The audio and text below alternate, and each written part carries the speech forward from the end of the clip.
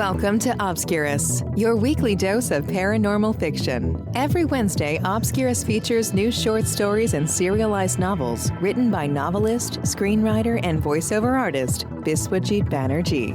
The realm of the paranormal stretches far beyond the usual horror story. So while you'll get to listen to lots of ghost stories on this podcast, there will also be many tales of lesser-known paranormal themes. To get us started, here is your host, Biswajit Banerjee.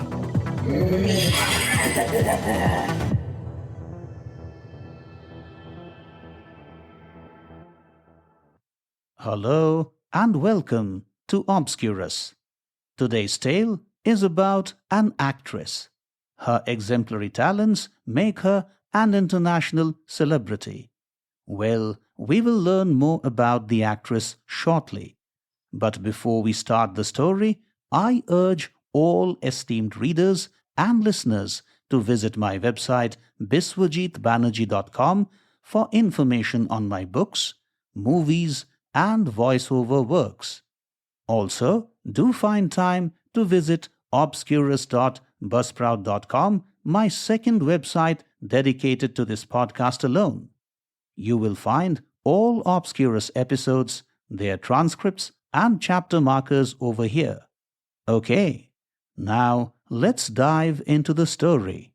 A talented actress suspects that her spoken words could cause death. What's the truth? Come, let's find out.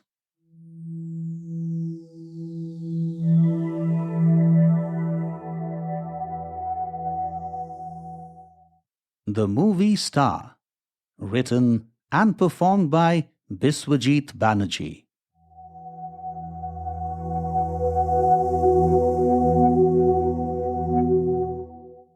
I loved you so much, Samrat.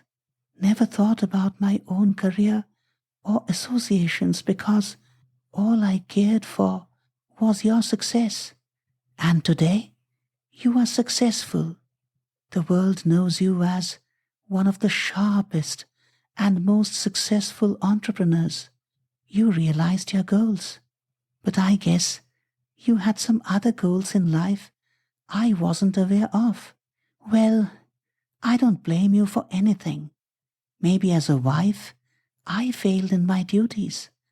Perhaps one woman was not enough for you. You needed variety in love and sex, and you achieved it. But think about me, Samrat. Imagine what I felt when I spotted you in Lisa's arms. No, Samrat, I cannot live with this ignominy. Go ahead and do anything. I won't stop you. But this marriage is over. Trust me, I will never hate you. But I have got self-respect. So, I want a divorce. Don't worry. You won't need to pay me a single dime. I want no alimony from you. It is you I loved, not your resources. I am leaving, Samrat. By the time Natasha finished delivering the dialogue at the audition for a major Bollywood film, tears were rolling down her cheeks. The director and cameraman clapped and cheered after her performance. "Oh, fantastic! You are a great artist," Aman Shekhawat, the director of the film, said. Sir, I am so thrilled you liked my performance, Natasha said. "This is what I call acting, Natasha. True acting is no acting. A performer is not supposed to act. She is supposed to live the role. With this stupendous performance, you just exemplified the idea." Does that mean? "Yes, Natasha, you are selected." Thank you so much, sir. "Oh, there are no reasons to thank me. With this performance, you have proved I will not get anyone better for the role. You are playing Bhavna, a loving friend of Ananya, the heroine of the movie." But, sir, the lines I just spoke are of Ananya, the lead character. "Indeed, but those were just lines of the audition. Didn't anyone tell you Neelam Cheba has already been shortlisted for the role of Ananya?" So I guess there has been some miscommunication. I was under the impression that you were auditioning me for the lead role. The role I am offering you is also good. No, sir. I would not be interested in Bhavna's role. Is there a possibility you reconsider your casting decision about Ananya's role? A strange question. So you expect me to replace Neelam, a superstar, a big crowd puller, by yourself? Sir, Look, Natasha, no doubt you are a good actress, but you are asking for too much. Please understand, you cannot be the lead star. The truth is, you don't have the lead star looks.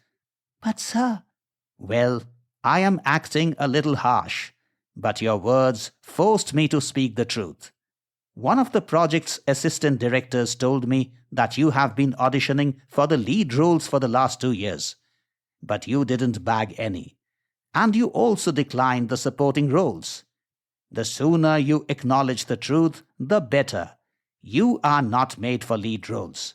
However, you can achieve success as a supporting actress. thank you for your advice, sir. But I would rather wait for an opportunity to do the lead.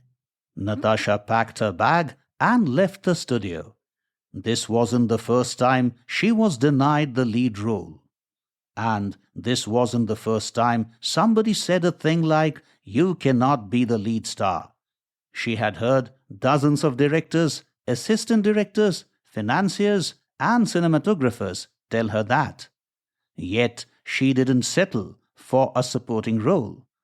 In many ways, the Indian film industry is unidimensional. Typecasting of actors and actresses is common. Many said once you settle for a supporting role, you will never do the lead. And this saying proved true for a multitude of talented actors and actresses. So she would not play second fiddle to anyone, even if it meant not doing a single movie role. Aman Shekhawat's words returned to trouble her as she stood in her apartment veranda sipping whiskey. The truth is, you don't have the lead star looks. How insulting those words were. I don't have the looks, or you don't have the brain. Can anyone in Bollywood perform like me? Only a moron will not be able to spot my depersonalization skills. While performing, I lose myself and become the character I need to play. Can Neelam Chibba do that? Never.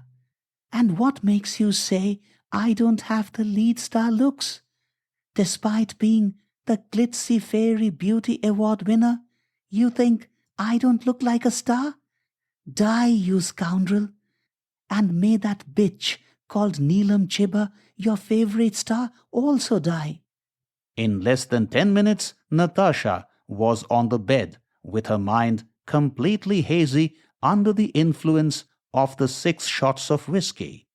The news channel playing on the television featured a piece of breaking news. But her senses weren't absorbing things anymore from the world around her. With changing lights and unintelligible noises of the television adding to her mind's haze, Natasha fell asleep. When Natasha woke up from her slumber in the middle of the night, the news channel was still flashing the news. Dream or reality? Superstar Neelam Chibba and famous Bollywood director Aman Shekhawat killed in a car accident, the headline ran. After rubbing her eyes, Natasha focused on the screen. The headline was the same. The time of the death was 10:44 p.m. According to the police reports, Aman was driving the car and Neelam was sitting next to him. While moving in the downward direction on a steep road, the car skidded and hit a massive truck going up the slope. The probable cause of the vehicle going out of control was the presence of thin layers of oil in various parts of the road that leaked from an oil tanker that had moved over the same road minutes back. Oh, I started drinking around 10:30 p.m. and shortly afterward said that Aman and Neelam must die. At what time did I say they must die? Perhaps 10:40 p.m. or so. Within minutes of what I said, the two of them died. Could the cause of their death have been my words? Natasha whispered to herself. As she watched the reports of the accident, a sense of guilt filled her mind. What did I do? Kill two people? Soon after, Natasha realized how stupid it was on her part to be blaming herself for the accident. How foolish! Why am I blaming myself? The accident didn't have anything to do with me. Spoken words don't possess the power of causing accidents. What happened was destiny. A month after the strange incident, Natasha received an email from Balram Kapoor, a noted director of Hindi and Marathi films. Balram invited her for coffee at a 7-star hotel in the heart of the city. Any ideas, Natasha? Why have I called you here? Not really, sir. Please call me Balram. I will be more comfortable if you address me by my name. Natasha smiled. Okay, Balram, as you say. So, you have no clues why you are here? No clues whatsoever. Well, you had auditioned at the studio of Uday Films for a movie titled Tokyo Calling about a month back. Oh, yes. And the people over there found my performance impressive. Without a doubt, it was an impressive performance. But how do you know about it, Balram? The Uday Films has now appointed me as the new director of the film. I signed the contract last week. During a discussion with my casting director, she showed me your audition tapes. Although their intention was to audition you for the role of Bhavna, you spoke the lines of Ananya before the camera. Yes, that's correct. Will you be interested in the role, Natasha? Sorry, Balram. I wouldn't be interested in playing Bhavna. But I didn't offer you the role of Bhavna. Then... Yes, what you are thinking is right. I am offering you the role of Ananya. The words didn't register in Natasha's ears for a while. Are you really offering? Let this be loud and clear. I am offering you the role of Ananya, the lead character of the film. The shoot in Japan was like a dream. Although Natasha was on debut, she worked with confidence. Playing opposite the superstar Vikram Khanna was quite an experience. The movie Tokyo Calling was loved by the audiences the world over, and now she was a superstar herself. Natasha got a dozen of other film offers. Soon, she had a professional team of agents and managers working for her. Her brilliant performances won her millions of fans. In less than 2 years, she became one of the largest tax-paying individuals in the nation. With the assistance of a professional writer, she wrote a book on depersonalization. She called it The Art of Depersonalization. The expression depersonalization became a buzzword amongst her followers. Several online tutorial forums approached her to run acting tutorials. The amount of money on offer was substantial. So, she also took to online teaching, and her training program on natural acting became popular with aspiring actors and actresses. The emphasis of this program was on depersonalization. Although her book on depersonalization explained how one could work one's way through to a character's psyche one is supposed to play. In her online training program, Natasha demonstrated the process for her students to watch and learn. The training program earned her millions of dollars. Soon, the international movie magazines started calling it the Bible of acting. With fame coming her way in such large measure, could Hollywood be far away? Over the next 2 years, she did 2 super-hit Hollywood films. By now, the art of depersonalization and Natasha's online training program became essential parts of the repertoires of most actors and actresses. Many American, French, English, Australian, and African performers followed Natasha's depersonalization techniques. And there was another development. She was in love with Vikram Khanna. Whether Vikram loved her or not wasn't clear, but his eyes, Natasha believed, conveyed his feelings. This belief turned into near conviction in no time, for she saw no reasons why a man could not be in love with her.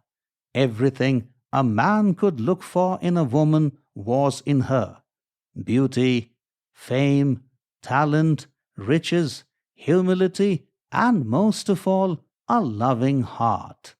But till the time she heard Vikram acknowledge his love for her, she couldn't rest. One evening, she invited Vikram to her bungalow in Bombay and decided to get things clear. What are your thoughts about our future, Vikram? Natasha asked, sipping whiskey. Already, you are an international celebrity.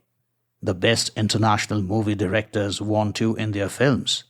If the present is so glorious, can the future be bad, Natasha? Obviously, more glory awaits you in the future. Perhaps you didn't hear my question. I asked what your thoughts are about our future. Well, you will be even more successful in the future. As for me, my fame, I guess, will be confined only to India and fans abroad who like watching Hindi movies. Are you not understanding my question? Or pretending not to understand? Hey, you sound angry, Natasha. What's the matter? I don't like these pretenses. What pretenses? You must tell me. But what? Vikram, are we going to be together in the future? If you want me to say it with still greater clarity, are we going to be married? A strange question. What made you think we are going to be married? Don't you love me, Vikram? Well, we are good friends, but... Just friends. Nothing more than friends. Isn't it enough that we are friends? But I love you, Vikram. Vikram responded after a minute of silence. Listen, Natasha. I have always seen you as a friend, and I don't think our getting married is a good idea. How can you say that after so many years of association? Did I ever say that I love you? You didn't say it with your mouth, but your eyes said it all the time. Oh, come on, Natasha. That is a ridiculous thing to say. Get it clear in your head. I don't love you, and marriage to you is totally out of the question. Vikram kept his glass of whiskey on a table and walked out of Natasha's bungalow. Rejection. This was a rejection of her love by a man whose achievements were not even as a speck of dust when compared to what Natasha had accomplished. How could he do this? More than 100 marriage proposals had come Natasha's way from the most handsome and richest men from all parts of the world. And Natasha didn't accept any of those offers because she had given her heart to Vikram Khanna, the man who just rejected her. No, Natasha wouldn't forgive Vikram for what he did. She quickly emptied several shots of whiskey into her system. Oh, I never thought you would do this to me, Vikram. You have cheated me. All the while, your eyes have been saying it loud and clear that you love me. How could you lie to me? Look at yourself. A small Indian actor. People here might call you a superstar, but most moviegoers in the world don't even know you exist. And now, cast your eyes on me, you moron. I'm an international celebrity. I have 1,000 times more money and fame than you. No, you shouldn't have done this, Vikram. For what you did, you deserve death. Die, Vikram, die. You don't deserve to live anymore. Natasha kept muttering something or the other about Vikram till the time she fell asleep on her couch. After a 12-hour sleep, Natasha woke up with a heavy head. When she skimmed through the newspapers that a servant had arranged for her on the table of the living room, she couldn't believe her eyes. The headlines in the newspapers read, "Superstar Vikram Khanna dies of heart failure." She put on the television. The news channels were airing the same news. Vikram Khanna was dead. Doctors ascribed the sudden death to a massive cardiac arrest. Some of his friends and relatives appearing on the television expressed surprise at the cause of the death. Known for his disciplined life and physical fitness, it came as more than a shock to everyone that Vikram died of heart failure. No, this can't be, Natasha said as tears rolled down her cheeks. This can't happen to you, Vikram. Hey, wait a minute. What did I say before sleeping last night? I said, Vikram must die, didn't I? Oh my goodness. Did he suffer the heart attack because I spoke those words? Did my words kill Vikram? What the hell? Do my words have the power to put an end to a life? Even Aman and Neelam died after I said they should die. Oh, that's horrible. My words can kill, can they? When she finished talking to herself, Natasha looked up on the wall. An ugly lizard moved slowly toward its prey. Let's see if my words can kill. Hey, damn lizard, die. Nothing happened to the lizard, and it caught an insect and swallowed it. Rubbish. My words don't have any powers to kill. Those deaths were all coincidences. Tears filled her eyes as thoughts of Vikram crossed her mind. The shadows of Vikram's death stayed in her psyche for a long time. But then time heals all wounds. After 6 months, she got back to work. The glitter of the tinsel towns diluted her sense of loss further, and soon enough the tragedy turned into merely one of the many setbacks of her life. A row of hits shot her fame and popularity to the skies. The international offers grew in number. One of these offers was hard to refuse. It was a rare opportunity.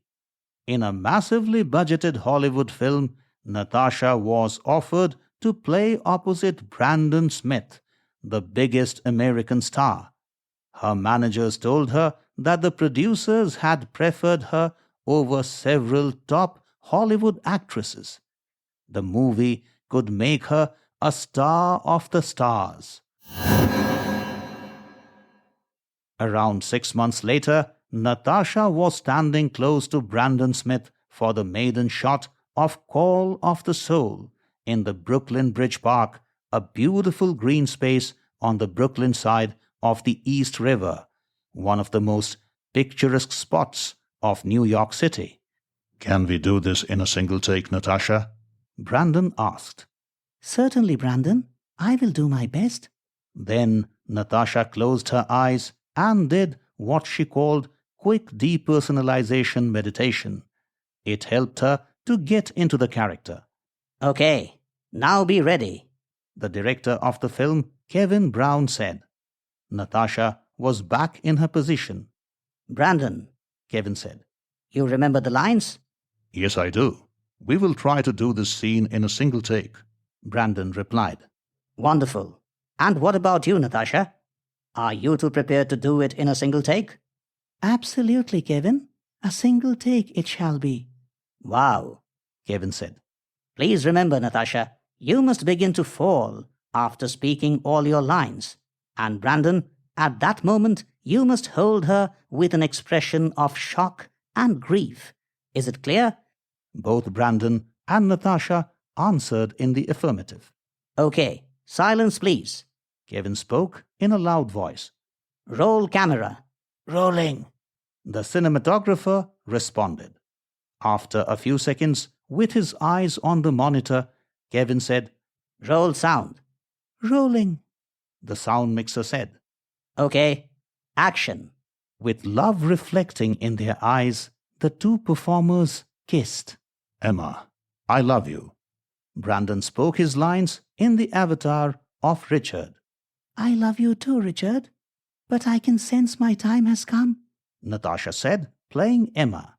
No, I will not let you go anywhere. But this disease, This disease can't snatch you away from me, Emma. the doctors say, the end can come at any moment. To hell with these doctors. Don't worry, Richard. I shall see you from the skies. Please don't say such things. Oh, this pain. Where is it paining, Emma? It's all over my body, my heart. What's happening? Something is very badly wrong, Richard. I knew my end was near, but didn't quite have a hint. It was so close. No, nothing will happen to you. Let's go to the hospital.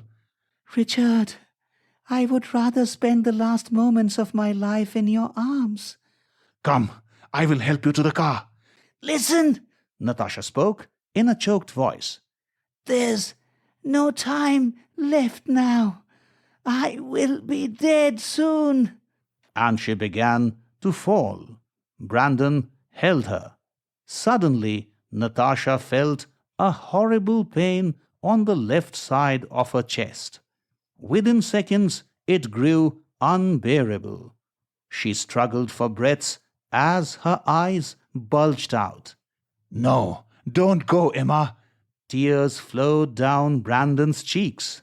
Natasha's face turned to one side and it moved erratically as gushes of air escaped her nostrils and mouth. At this moment, she realized that her words could cause death only to humans. In the next second, her body appeared to become lifeless.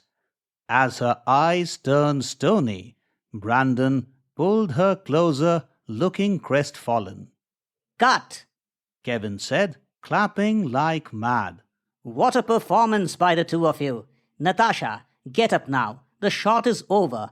I can guarantee you are going to win this year's Oscar for this performance. The shot is over, Natasha. Brandon said. You could blink your eyes now. Natasha never blinked her eyes again.